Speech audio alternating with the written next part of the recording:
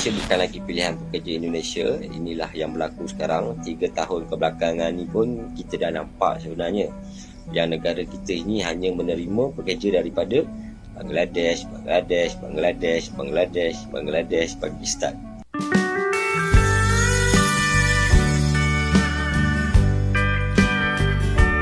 Halo guys, jumpa lagi di channel ini. Oke, buat teman-teman yang klik video ini, saya harapkan mudah-mudahan teman-teman masih dalam kondisi sehat walafiat, dan jangan lupa dukung channel ini dengan cara like juga subscribe. Oke guys, kali ini saya mau reaksi satu buah video dengan judul membatasi TKI Indonesia dan membuka pintu lebar-lebar kepada Bangladesh. Malaysia menyesal mau datangkan kembali TKI Indonesia. Oke, seperti apa videonya? Sebelum kita berkomentar, kita akan lihat dulu.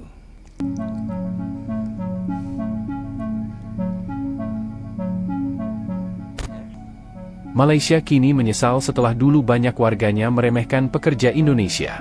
Seiring waktu, banyak TKI memilih meninggalkan Malaysia dan beralih ke negara lain yang menawarkan kondisi kerja lebih baik. Baru-baru ini, Wakil Perdana Menteri Malaysia bahkan datang langsung ke Indonesia untuk membahas kerjasama ketenagakerjaan dan isu perbatasan.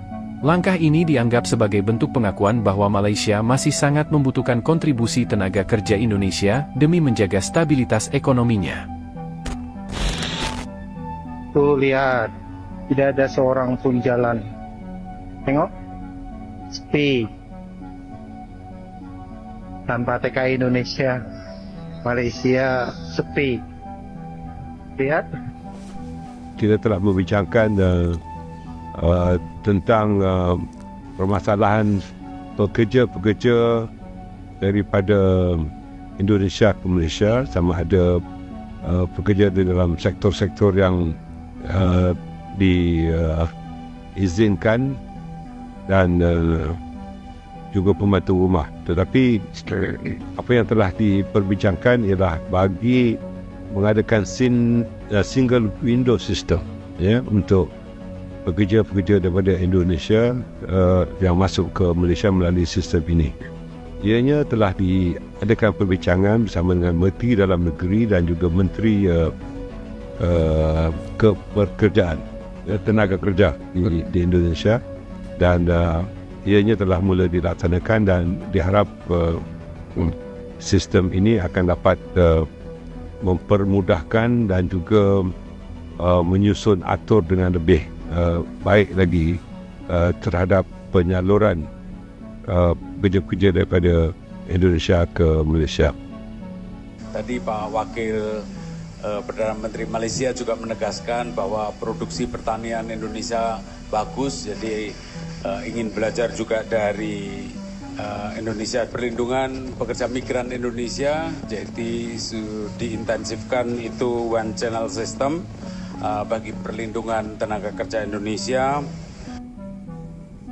Okey, Malaysia bukan lagi pilihan pekerja Indonesia. Inilah yang berlaku sekarang. 3 tahun kebelakangan ni pun kita dah nampak sebenarnya yang negara kita ini hanya menerima pekerja daripada Bangladesh, Pakistan. Kan? Indonesia jarang lah. Kan? Sebenarnya sebelum COVID itu kita ada 1.1 juta tenaga kerja Indonesia. Yang dianggarkan parti pula, maksudnya tanpa izin daripada Indonesia lebih kurang 1.5 juta sebelum COVID. Selepas COVID, kita kehilangan separuh, kedua-dua tu.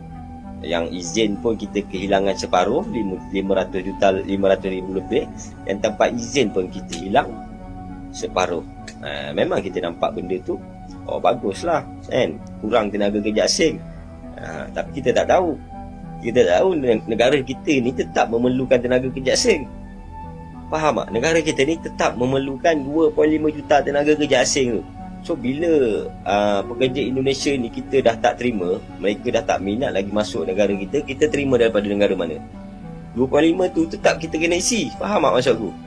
2.5 juta tenaga kerja asing dalam negara Malaysia ni yang diperlukan tetap perlu diisi. Majikan tetap perlukan, tetap akan panggil masuk.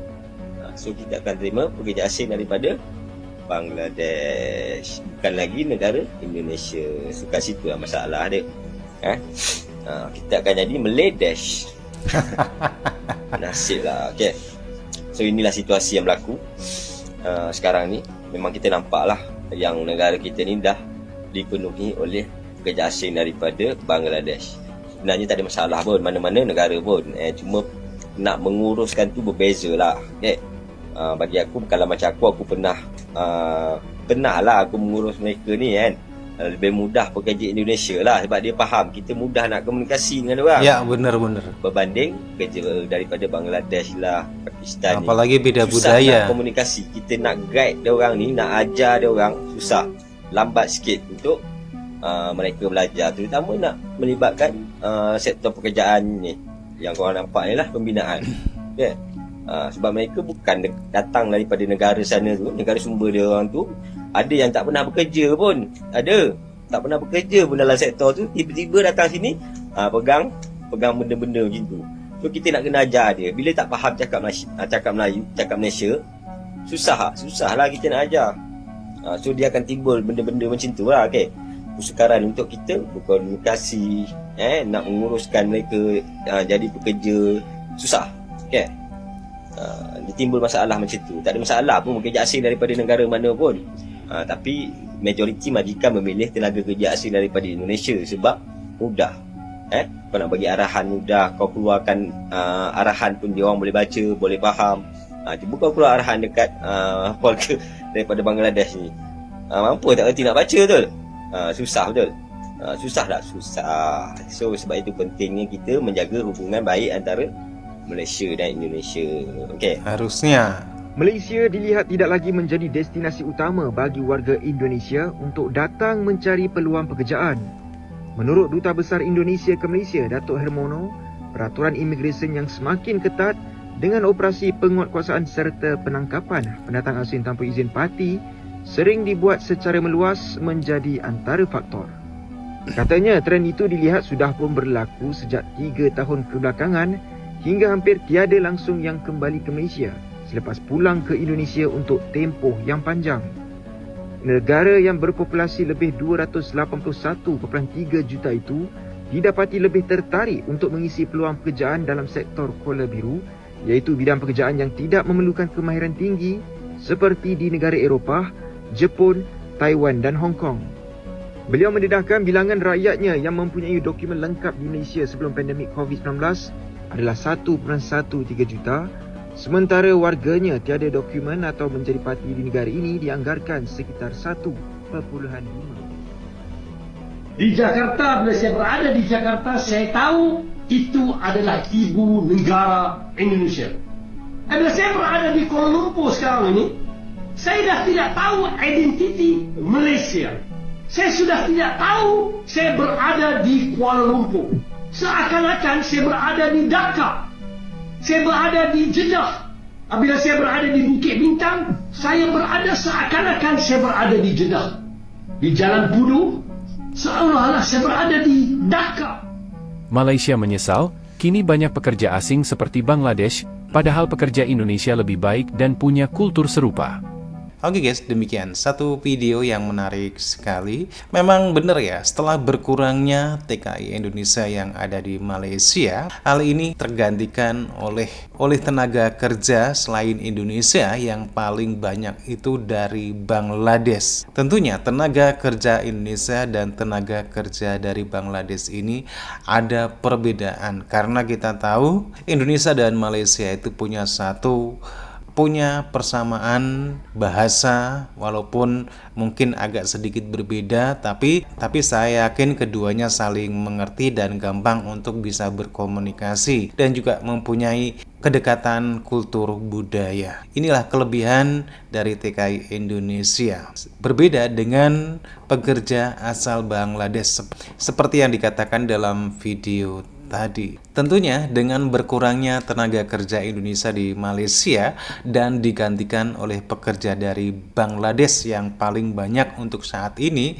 hal ini menimbulkan permasalahan baru bagi Malaysia, terutama masyarakat Malaysia yang tidak suka dengan keberadaan dari pekerja-pekerja dari Bangladesh. Memang di Malaysia untuk saat ini memang masih sangat membutuhkan tenaga kerja. Dan seperti dalam video tadi, nampaknya Malaysia masih tetap berharap agar Indonesia juga bisa mengirimkan kembali tenaga kerja ke Malaysia.